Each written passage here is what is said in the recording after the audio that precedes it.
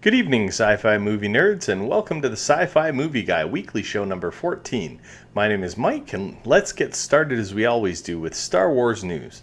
So there's not a lot in Star Wars news this week. I only have two quick stories because most of this show is going to be based around what happened and came out of Comic-Con.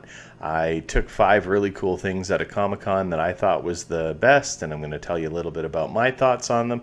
But in Star Wars news, we start off with Harrison Ford's accident in Star Wars The Force Awakens was much more serious than was let on. Now, Harrison Ford did a lot of interviews on Jimmy Kimmel, Jimmy Fallon, all these different talk shows where they were saying, oh, we heard you broke your leg. And he told the story, a door fell on his leg and broke it in 2 places. And he was back on the set filming in 10 weeks. So made it sound like it wasn't as serious as it is, but now there's a story coming out that actually the construction company who built the door is being sued. Now this door, back in the old days, it was on a pulley system, but I guess this one was way more technologically advanced, and basically you push a button and it shoots up really fast, shoots down really fast, and somebody must have hit the button when he was coming through it too soon, and it actually landed on the upper part of his leg and could have killed him. They said the weight of the door was like a small car, and when it crashed down, it broke his leg in 2 places, and if it had been a second before, it might have hit him in the head and killed him.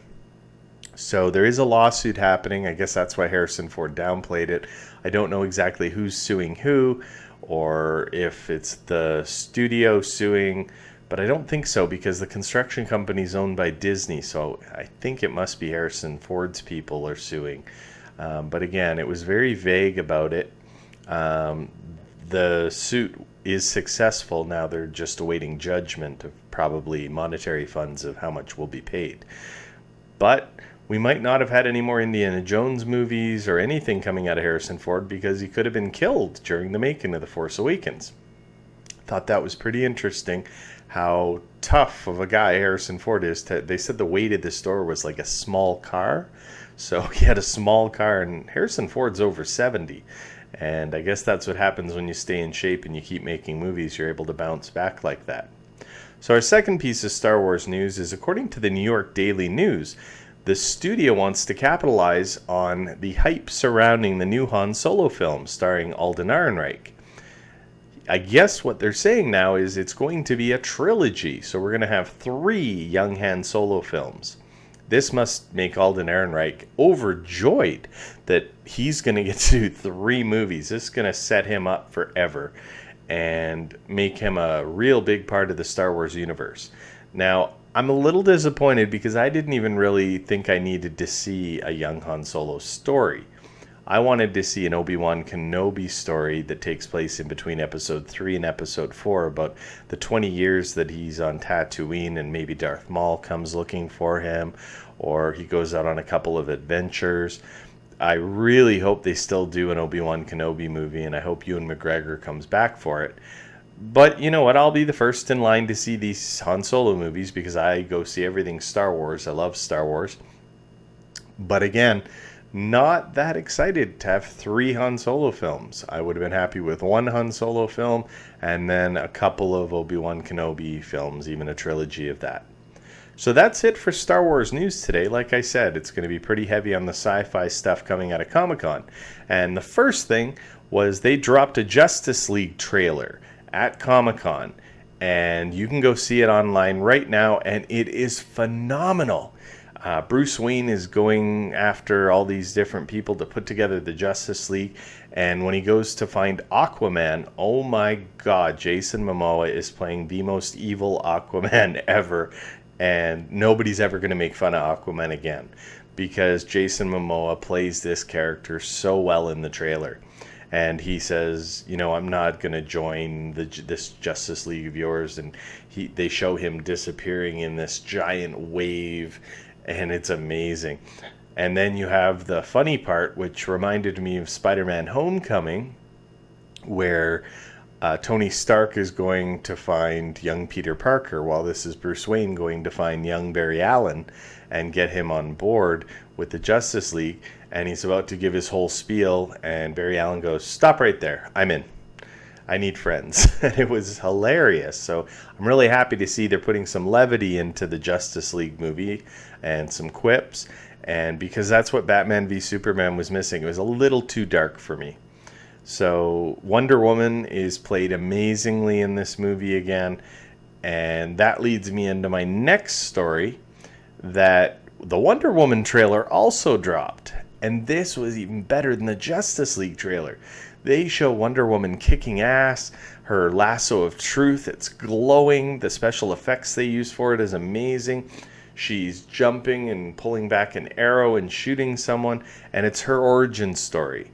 And I'm really excited to see her origin story.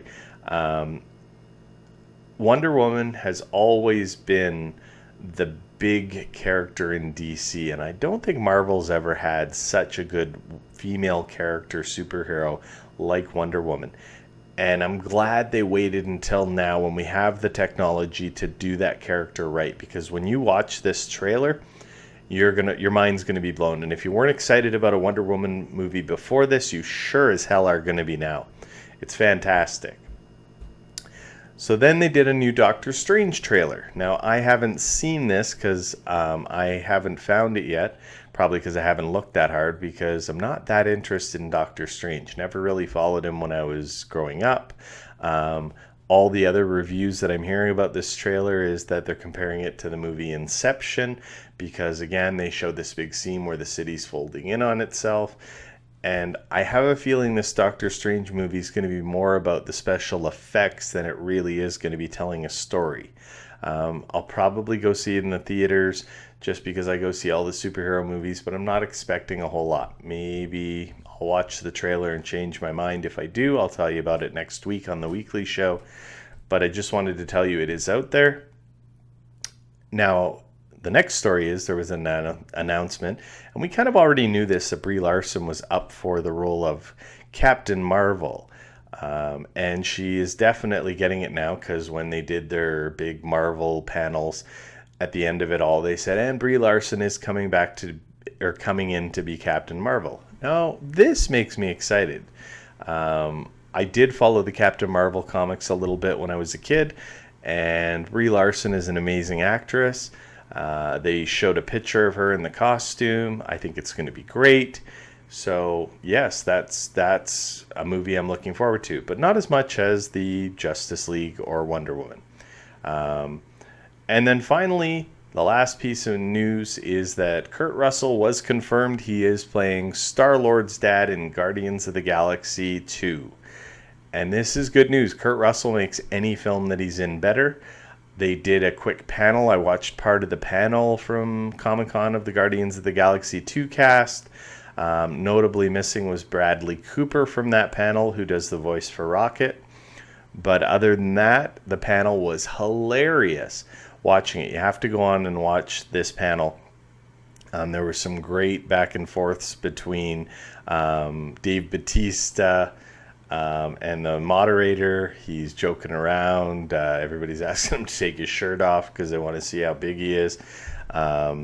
There is a really great scene where all these warriors are dressed up in the audience, and they come up on stage, and Batista just pushes them out of the way and says, yeah, whatever, I'm Drax. And then they showed a trailer, which I haven't been able to find on the internet. So if you do find the trailer, please send me a copy via my Twitter handle. I'll give you those at the end of the show. But I'd love to see this Guardians of the Galaxy 2 trailer. I guess they're saying Baby Groot stole the show. The tiny little Groot, you remember he got hurt and there's a little sapling and he was dancing at the end of Guardians of the Galaxy 1. And they say it's going to be phenomenal. I guess at Christmas time there's going to be Baby Groot toys. That's what they're going for, which I'm cool with. I want to get one now because I'm hearing about it.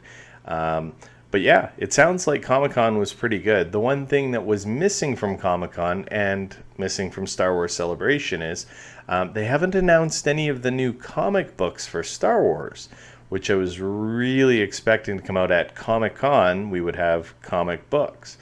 But no, they didn't. So Star Wars was completely absent from Comic-Con this year, which they said they were going to be.